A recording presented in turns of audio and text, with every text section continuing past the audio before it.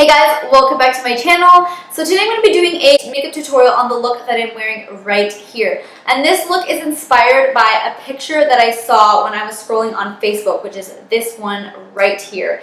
And I'm guessing that this one was like taken from Instagram because it was in like a collage of 4 pictures, and I saw this one and it caught my eye and I was like, oh my god, I'm obsessed. And I actually don't know who the artist is. There's a little watermark right here, but it's so small that I can't tell what it says. So if you guys do know who this artist is, please let me know in the comment section down below so I can credit them for this amazing work that inspired the look that I'm going to be doing today. So when I first saw this look, I was like, oh my god, I have to recreate it. It's just so gorgeous and so beautiful. So the next day, I recreated it and I wore it all day and I fell in love with it. So I was like, you know what, I need to do a tutorial for this look because it's so, I'm obsessed. I think this is like by far my favorite look that I've ever done, ever. Like not just filmed, but like ever worn. And I am going to be showing you guys today a different way of doing a cut crease. So since I made my last cut crease video, which was for New Year's, I've been playing around with cut creases a lot and trying different techniques, and I discovered a new technique that makes doing a cut crease so much easier. So I'm going to be showing you guys how to do that today in this video. So if you guys want to see how to get this super fun, glittery cut crease, then just keep on watching. First things first, I am priming my skin with the Nivea Men Sensitive Post Shave Balm and just rubbing that in real good.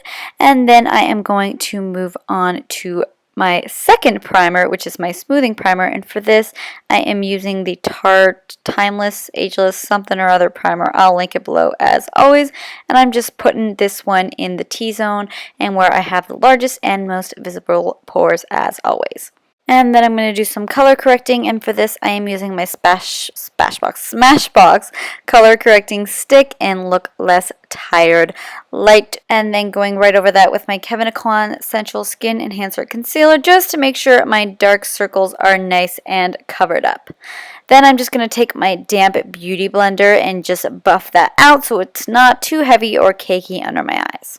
Then for foundation today, I am going to be using the Milani 2-in-1 Conceal and Perfect Foundation. And this stuff is full ass coverage, you guys. And I want to make sure that it does not look too heavy on my skin because it can have a tendency, good God, to do that. So I'm going to be applying it today with my spatula. So just smoothing that onto the skin with the edge of my spatula to give myself a nice, clean, smooth layer of coverage, and then buffing that in with my beauty blender as always.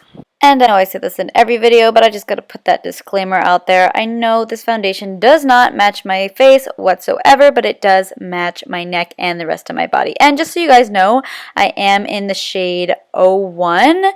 And it does look a little bit light when I first put it on, but it does have a tendency to oxidize, which is why I'm not making sure not to go too dark with it. Then I'm just going to further conceal and highlight my face using my Urban Decay Naked Skin Concealer in the shade Light Warm, and then just buffing that out with my damp beauty blender and blending it up onto my eyelids as well, just like I always do, because that is going to serve as my eyeshadow primer as well as my concealer. Then blending that excess product onto my nose and my chin to help highlight those areas too without putting too much product there, and just blending it out on the other eye, same deal here, and then blending the excess product from that eye up onto my forehead. Then I'm just going to go ahead and set all of that with my RCMA No Colored Powder on my e.l.f. small tapered brush. I think I can never remember the name of this damn thing. Anyways, then I'm just going to further set my under eyes and help brighten them up with this NYX Contour Kit, and I am using the yellow shade. I've been loving this banana powder recently. It's really, really pigmented and a lot more yellow than a lot of the other ones I've used in the past. And then I'm also going to take some of that powder and just quickly set my nose, chin, and forehead on the other places where I also put concealer. Then I'm just going to be filling in my brows with my brow wiz, and first I'm just combing those out with the spoolie and then just lightly flicking that product through the front of the brow and a little bit through the tail as well. Then I'm going to be taking my Dipbrow, also by Anastasia, and I'm in the shade Soft Brown, and I'm just going to use that to help define the tail of my brow a little bit more because I'm going for a more of a fleeky brow look today, since this look I'm doing today is super glam. And then I'm just going to lay down this matte skin tone eyeshadow all over my lid as a base, just to help all the other shadows that I'm going to lay down later blend a little bit easier. Then I'm going to go in with my first transition shade, and for this I am taking the Anastasia single eyeshadow in the shade Orange Soda, and I'm picking this up on my E40 brush by Sigma, which is just a nice fluffy blending brush, but is a little bit smaller than some of the other blending brushes I usually use, and a little bit more tapered, just because I want to keep that crease like not too blown out and not bring it up too high. Then I'm taking this other Anastasia eyeshadow in the shade Burnt Orange, and I'm picking this up on the exact same E40 brush by Sigma, and again just sloppily blending that in the crease back and forth all the way from outer corner to inner corner, just to start to deepen that up and give the crease some definition. And to deepen up that crease even further, I'm going to be taking the Anastasia single eyeshadow in the shade Sienna, which is a much deeper, redder, kind of warm brown shade, and I'm taking this on a more precise blending brush, and I'm just going to start to apply this directly into the crease with small circular buffing motions to make sure it's really blended in, but nice and precise. I don't want it to be too sloppy or blown out. I want it to just be used to define the crease, and don't worry if you get it on your lids, it's totally fine because we are going to be going in and cleaning up the lid later on. And then I'm just going to be blending that out with my E40 brush just to make sure there are no harsh lines as always. Then I'm going to deepen the crease up even further with this Anastasia eyeshadow in the shade Smoke. Lots of Anastasia eyeshadows today, and I'm just going to buff that into my crease on the same brush that I was using before, and then I'm going to further blend that out with my E40 to make sure that there are no harsh lines.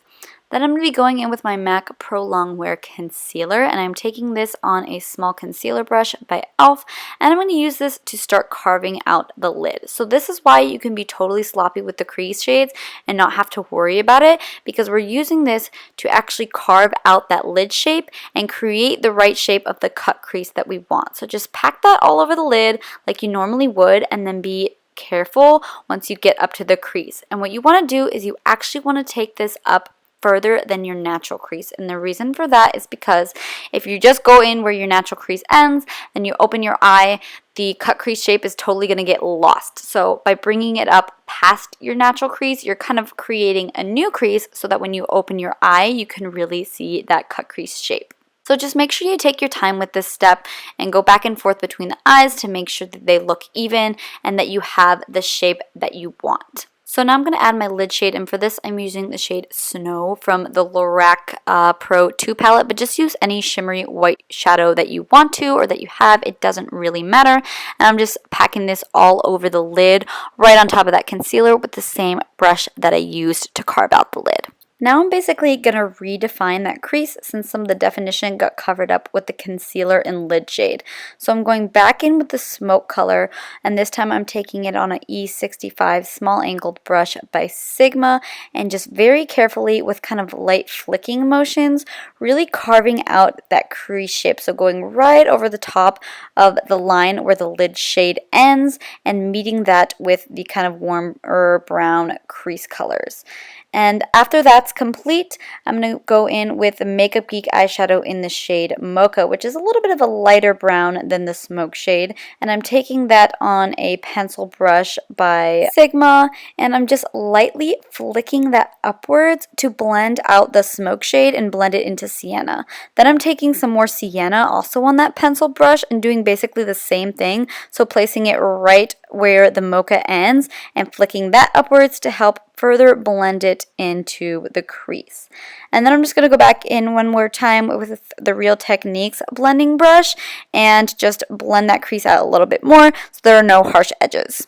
After that's done, I'm just drawing on some wings with my Maybelline Eye Studio Gel Liner in Blackest Black and my Real Techniques 202 little liner brush. And I'm going to skip through this pretty quickly. I do have an in-depth wing liner tutorial, which I will link below for you guys, but I'm just drawing a line straight across my lash line, then winging it out, connecting it, and filling it in real quick. And now that I have my wings on, I'm going to add the glitter. So I'm first going to take my Too Faced Shadow Insurance glitter glue, and I'm just going to squeeze a little bit of that out on the back of my hand and start to pat that all over my lids, again with the same little concealer brush by e.l.f. that I used for my lid shade.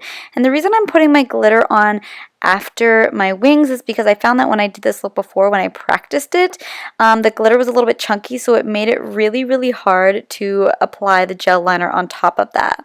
And for the glitter, I'm just using some random ass glitter that I literally got from the craft store. It's the same one that I used in the video where I did my sister's makeup, but it's just basically white glitter with like bluish teal-ish kind of reflex, and it's really pretty.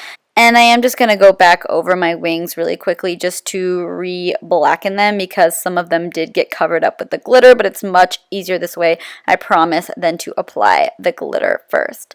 Then I just felt like my crease just was not defined enough, so I went back in with that smoke shade on my little angled brush one more time just to kind of add some more of it, deepen it up, and darken it up a little bit more and like kind of carve away some of that glitter that might have gotten up into my cut crease. Then I'm going to work on the lower lash line, and for this I'm going to first go in with this black eye kohl. This one is by Artsy In, and just put that all over my waterline. And I'm going to go in with the smoke shade again on this small little buffer brush by Zoeva and just kind of run that directly on my lower lash line to kind of smoke out and blend out that black shade. And then I'm going to further blend that out by taking the shade Sienna by Anastasia, which I used before in my crease, and I'm picking that up on a pencil brush and just running that along the lower lash line to blend it out even further. And now I'm going to finish up the rest of my face, and I'm going to start by bronzing it with my Maybelline Fit Me powder in the shade 240, which is my current favorite face powder to use for bronzer. I just love the undertone of it and the blendability. And I'm just dusting that on my forehead and all over my cheeks with my Real Techniques blush brush. And then I'm going to deepen up that bronze a little bit more with the MAC Give Me Sun bronzer, and just taking that on the same brush and deepening up the bronze on my cheeks and my forehead.